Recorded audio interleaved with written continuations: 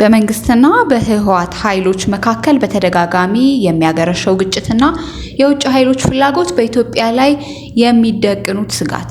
በኢትዮጵያ ፌዴራል መንግስትና በህዝባዊ ወያነ ሓርነት ትግራይ ህወሓት መካከል ያለው ግጭት መነሻው ለረጅም ጊዜ የቆየ ፖለቲካ ውጥረት ሲሆን ይህም በህዳር 2013 ዓመተ ምህረት እንደ አውሮፓውያን አቆጣጠር በ2020 ወደ ሙሉ ጦርነት ተሸጋግሯል።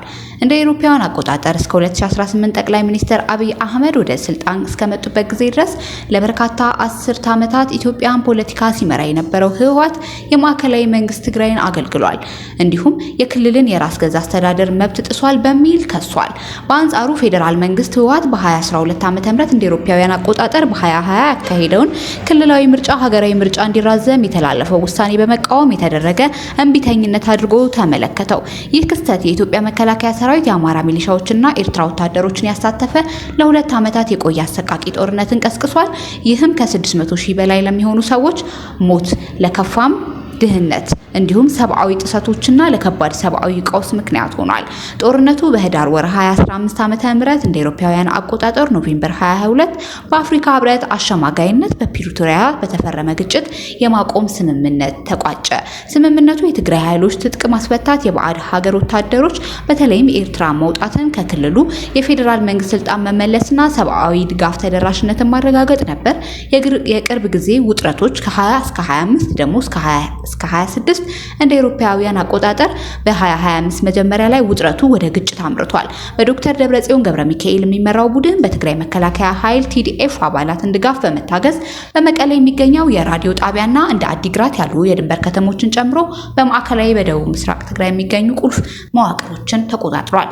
ይህ ድርጊት በአቶ ጌታቸው ረዳ በሚመራው የትግራይ ጊዜያዊ አስተዳደር ዘንድ መፈንቅለ መንግስት ተብሎ የተፈረጀ ሲሆን ዶክተር ደብረጽዮንን የፕሪቶሪያ ስምምነት እያፈረሰ ነው በሚል ከሷል። እንደ አውሮፓውያን አቆጣጠር በመጋቢት 2025 ግጭቱ ተባብሶ ከትግራይ መከላከያ ኃይል ጋር የተሰለፉ ኃይሎች በአካባቢው ነዋሪዎችና ከፌዴራል አካላት ጋር በመጋጨታቸው ለሰዎች መቁሰል፣ መፈናቀል ምክንያት ሆኗል።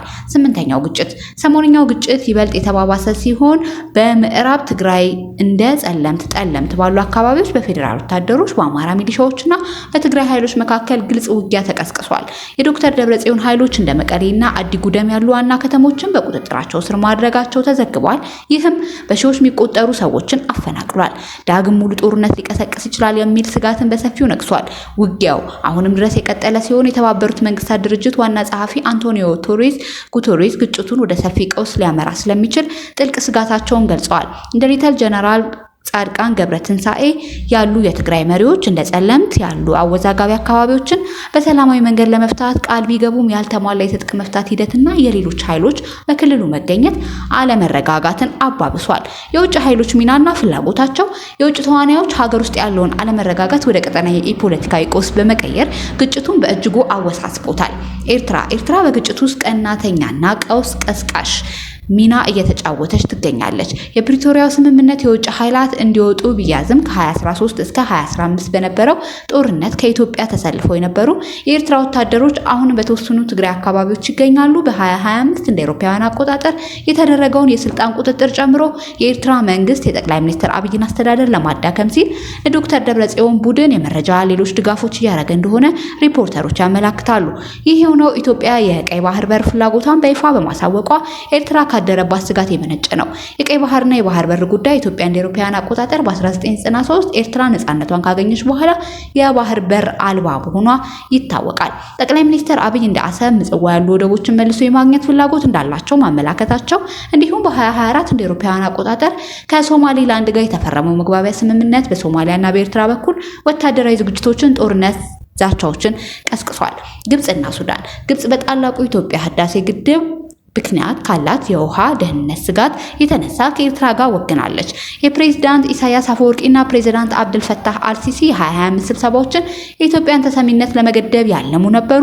በሌላ በኩል ሱዳን በራሷ የእርስ በርስ ጦርነት ውስጥ ብትሆንም ከኢትዮጵያ ጋር ያላት የድንበር ውዝግብ ሌላው የውጥረት ምንጭ ሆኗል። የባህረ ሰላጤ ሀገራት አሁን እንደምናየው በግብጽ፣ በሳዑዲ አረቢያ፣ በኳታርና በተባበሩት አረብ ኤሚሬትስ የመሳሰሉ ሀገሮች መካከል የተፈጠሩ ችግሮች አሉ።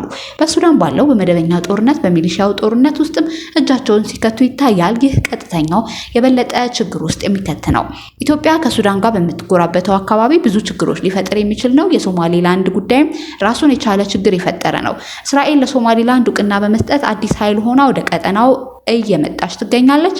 እስራኤል ለሶማሌላንድ እውቅና የሰጠችው ለኢኮኖሚ ብቻ ሳይሆን የባህር ኃይል በቀጠናው ለመትከልና ለደህንነት ጥቅሞችም ስትል ነው። የኢትዮጵያ መንግስት ደግሞ የባህር በር ጥያቄ ዋና ስትራቴጂካዊ ጥቅም አድርጎ ወደፊት አምጥቶታል። በቀጠናው አሁን ባለው ውስብስብ የፖለቲካ አሰላለፍ ውስጥ የኢትዮጵያ መንግስት ያለ ግጭት ይህን ፍላጎት ማስፈጸም የሚችለው እንዴት ነው የሚለውን ገና ያልተመለሰ ጥያቄ ነው። በአጠቃላይ አሁን ከምናየው ሁኔታ አንጻር በአፍሪካ ቀንድ ክልል የውጭ ኃይሎችን በየፊናቸው የራሳቸውን የጂኦ ፖለቲካ ፍላጎት ለማስፈጸም ነው ሲራወጡ የሚታየው።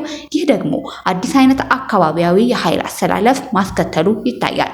ይህ እጅ አዙር ኩሽታ ደግሞም ቀስ በቀስ የቀጠናው አገሮች መንግስታትን የሚያዳክም ከመንግስት ውጭ የሆኑ ኃይሎችን መፍጠሩ የማይቀር ነው። እነዚህ የውጭ ጥቅሞችን ብዙ ጊዜ ከዘላቂ ሰላም ይልቅ ስትራቴጂካዊ የበላይነትን የሚያስቀድሙ በመሆናቸው የጦር መሳሪያ ፍሰቱና ዲፕሎማሲያዊ ሽኩቻው አለማረጋጋቱም እንዲቀጥል አድርገዋል።